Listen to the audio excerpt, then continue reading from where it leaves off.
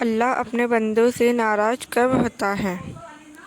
اسلام میں یہ سمجھایا گیا ہے کہ اللہ تعالیٰ اپنے بندوں سے تب ناراض ہوتے ہیں جب بندہ ان کی ہدایت کے خلاف چلنے لگتا ہے۔ قرآن اور حدیث میں کچھ ایسے کام بیان کیے ہیں جو اللہ کو ناپسند ہے، جیسے شرک، اللہ کے ساتھ کسی کو شریک بنانا۔ یہ سب سے بڑا گناہ ہے۔ اللہ شرک کو کبھی معاف نہیں کرتا۔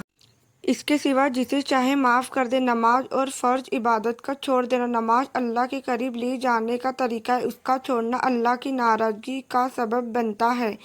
ظلم اور ناانصافی۔ جو بندہ دوسروں پر ظلم کرتا ہے، حق مار لیتا ہے، اللہ اس سے ناراض ہوتے ہیں۔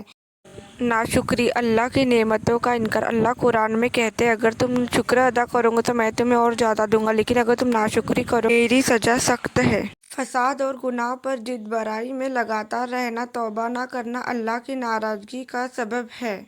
اللہ کی رحمت کا پہلو۔ لیکن یاد رکھو، اللہ کی رحمت بہت وسیع ہے۔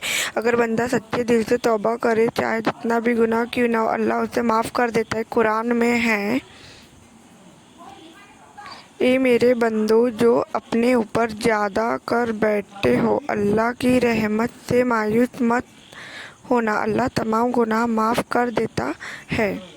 مطلب اللہ ناراض تب ہوتے ہیں جب بندہ گناہ پر ضد کرے اور اس کی طرف لوٹ کر معافی نہ مانگے، اور اللہ راضی تب ہوتے ہیں جب بندہ گناہ کرنے کے بعد بھی جھک کر توبہ کرے اور ان کی طرف رجوع کرے۔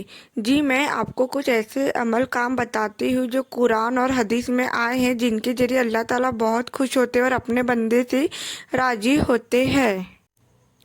اللہ کو راضی کرنے والے عمل: نمبر 1، نماز کی پابندی۔ دن کی 5 وقت کی نماز کو وقت پر ادا کرنا اللہ کی رضا کا سب سے بڑا ذریعہ ہے۔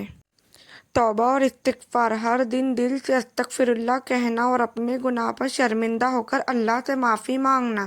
اللہ کو اپنا بندہ بہت پسند ہے جو غلطی کر کے بھی بار بار اس کی طرف لوٹ جاتا ہے۔ شکر ادا کرنا: ہر نعمت پر الحمدللہ کہنا، چھوٹی سے چھوٹی نعمت سانس لینا، پانی، صحت پر شکر ادا کرنا اللہ کو راضی کرتا ہے۔ ظلم سے بچنا اور انصاف کرنا: کسی پر بھی ظلم نہ کرنا، نہ حق کھانا، چھوٹے سے چھوٹے حق ادا کرنا۔ دعا اور اللہ کا ذکر: روزانہ سبحان اللہ، الحمدللہ، اللہ اکبر، لا الہ الا اللہ کا ذکر کرنا۔ حدیث: جو بندہ مجھے یاد کرتا ہے میں اس کے ساتھ ہوتا ہوں۔ اچھا اخلاق: لوگوں کے ساتھ مسکان سے ملنا، مدد کرنا، معاف کرنا، یہ اللہ کو پسند ہے۔ صدقہ اور زکوٰۃ: غریبوں کی مدد کرنا، زکوٰۃ دینا، خود کھانا کھلاتے وقت دوسروں کو بھی دینا۔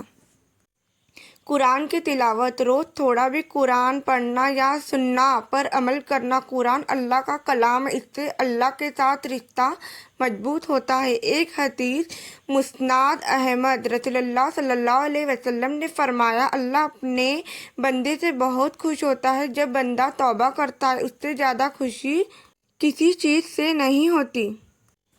مطلب اللہ کو راضی کرنا مشکل نہیں، صرف دل کو صاف رکھو، عبادت اور اچھی نیت سے عمل کرو۔